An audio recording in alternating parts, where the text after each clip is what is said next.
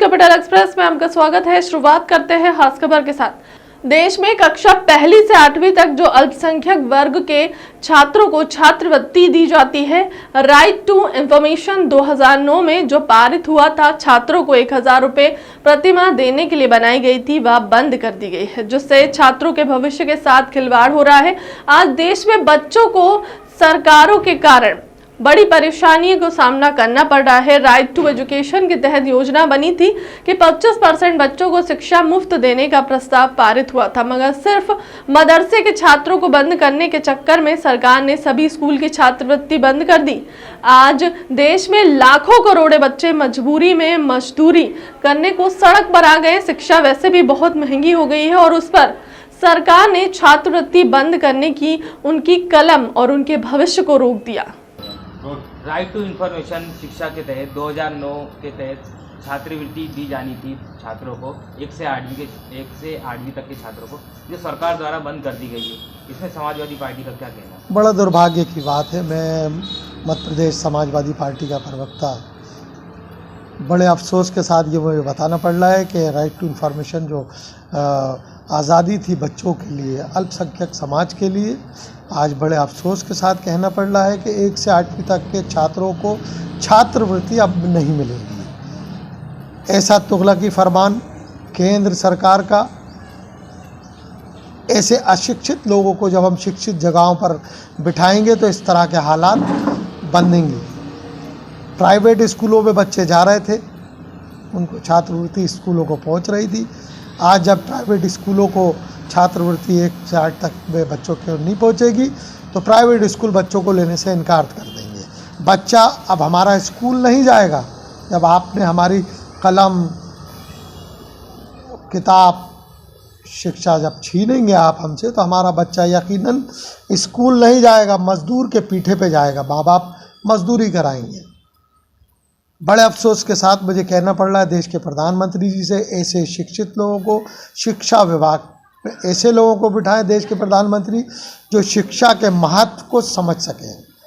ऐसे अज्ञानी लोगों को बिठाने से शिक्षा का स्तर गिरता जा रहा है। मैं चाहता हूं कि हम देश को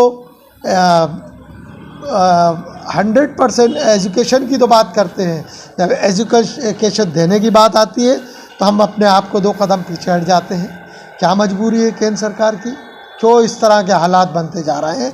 ये हमारा सवाल है देश के प्रधानमंत्री से। अगर अविलंब इस तरह के तुगलकी फरमान केंद्र सरकार ने अगर वापस नहीं लिए तो ये मध्य प्रदेश समाजवादी पार्टी पूरे मध्य प्रदेश के साथ साथ देश में पूरे देश को में धरने प्रदर्शन के माध्यम से, इस देश में आंदोलन के माध्यम से जनता को सचेत करेगी कि अविलंब आप लोग सड़कों पर आकर संघर्ष कीजिए। हम भीख नहीं मांग रहे, अपना अधिकार मांगते हैं हम लोग।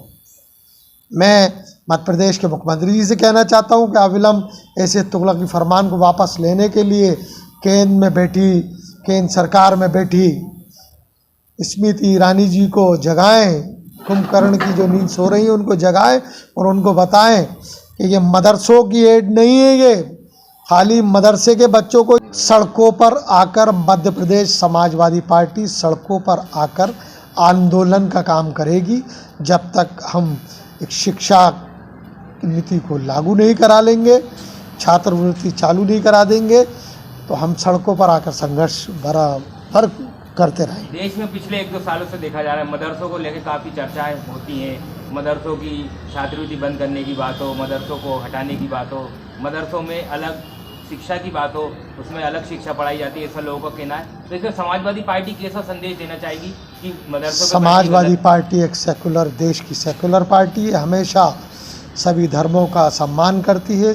ये ऐसी पार्टी है क्योंकि हमारे नेता ने जब पार्टी बनाई थी, समाजवादी पार्टी का मकसद ही है सभी समाजों को साधना, सभी समाजों को साथ लेकर चलना, चाहे वो मदरसे हों, चाहे वो धर्मशाला हो, सबको एक समान। हमारे नेता एक समान, एक आँख से सबको देखते थे, कभी कोई अंतर नहीं किया है। ना मदरसों में गलत तालीम दी जाती है, ना कहीं कोई तालीम गलत दी जाती है। ये सब बेकार की बातें हैं।